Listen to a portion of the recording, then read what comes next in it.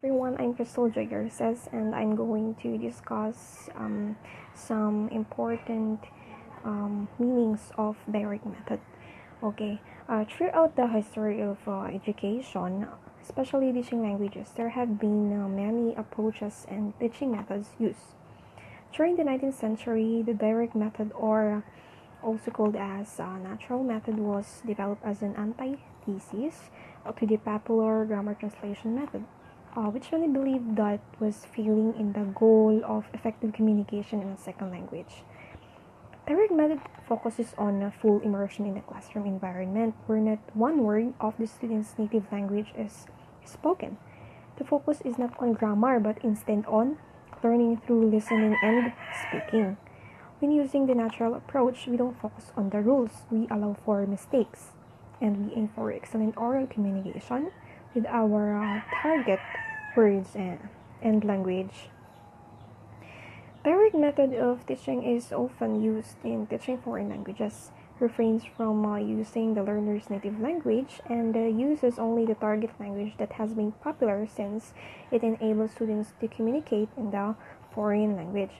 Using only the target language, the goal of this is to not have the students translating from their mother tongue, but to learn instead to think in the foreign language. When a person learned their first language, there was no translation from another language. They had nothing to base it on. So the direct method approach believes in trying to mimic first language acquisition. Thank you. So hello everyone, I'm Christine Joy Estacio and now I'm going to tackle about direct method. According to Webster's International Dictionary, direct method, or what we call natural method, is a method of teaching a foreign language, especially a modern language, through conversation, discussion, and reading in the language itself, without use of pupil's language, without translation, and without the study of formal grammar. The words are first thought by pointing to object or picture or by performing an action.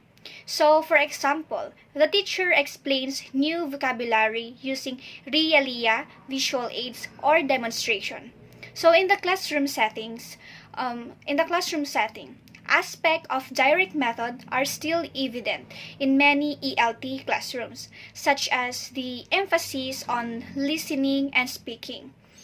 The use of the target language for class instructions, and the use of visuals and realia to illustrate the meaning. So to sum it up, the direct method is a method of teaching English directly.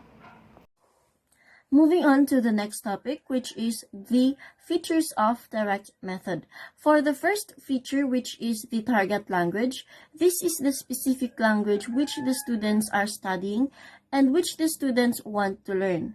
Of course, this target language will be the goal. At the end of the course, they will be learning, or they learned how to speak or use this language properly, by the help, of course, of the educators. We are going to tackle about the target language. Target language is a language learners are studying and also the individual items they want to learn. It is also a language into which a text has to be translated. An example of a target language is a Japanese language that is learned by a Filipino. This target language is learned better in the classroom or through listening to radios, watching foreign movies, especially if it uses the target language, and reading online text that is already in the target language. In acquiring the target language, research has shown that learners need as much exposure as possible to the target language for acquisition to occur. Learners need to be actively engaged with the target language. Therefore, as I have said a while ago, we need to watch more foreign movies so that we could be able to acquire more words. We're going to learn more words, and it will be easy for us to understand the target language. The learners will easily acquire the second language when we provide a language-rich environment. Learners can only acquire or internalize language when they hear interesting topics using the target language but a little beyond the student's current level of competence. Since the main purpose of the direct method is to enable students to communicate using the target language, it's another purpose also is to provide language learners with a practical useful knowledge of the language. Knowing a language is being able to speak it. Okay, so if we already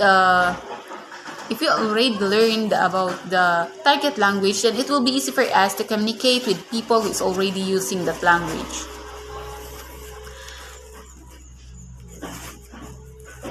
The basic rule of this the direct method is no translations allowed and mother tongue is not even used in the classroom. So the emergence of direct method is enabling the students to use a foreign language or the target language. Its main concern is how we use the main concern of the target language is how we use it in the real context. And let's now move on to the next topic, the features of direct method. So I'm going to tackle about the second feature of direct method, that is teacher-learner centered. So when we say teacher-centered, the focus is on the instructor. The focus is on the language, forms, and structure. What the instructor knows about the language. While learner-centered, the focus is on both the students and instructor. The focus is on language used in typical situation. So instructors models, students interact with instructor and one another. So learner-centered teaching is an approach to teaching that is increasingly being encouraged in education. While learner-centered, teachers do not employ a single teaching method that focus on what the students are learning. And that would be all for my topic. Thank you. I'm going to explain one of the features of the direct method.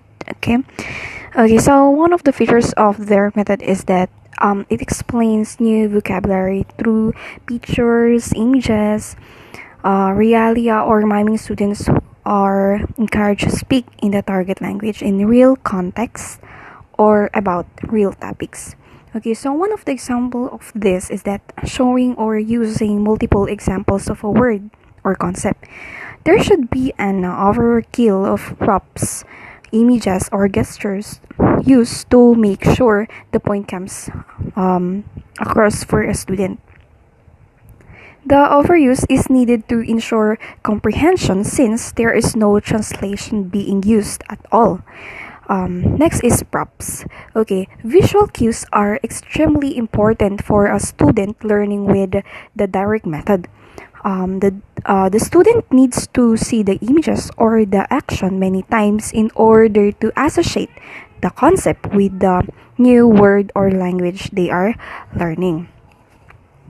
Next is listening and repetition. Okay, this is kind of important because not only do the students need to see something to create an association, but they also need to hear something. They need to hear how the language is used, how is pronounced, and how to incorporate it in their oral communication. The second feature of the direct method, not the second, I think fourth, is the students are not taught grammar explicitly. In this feature, they encounter examples and are asked to deduce the rule, and the vocabulary is practiced by using new words in context. Explicit grammar teaching can make students more profoundly understand the grammatical items, and it has strong systemic. Explicit grammar teaching refers to the teaching methods making form as the center. It emphasizes to learn the grammatical rule purposely so as to efficiently and accurately use the language ingredients. Explicit grammar teaching is a main method in the traditional grammar teaching, and it is represented by grammar translation method. Explicit grammar teaching which achieve the objective of the master grammar by studying grammar rules, emphasize the awareness, purpose, and control ability in the process of learning grammar. That's all.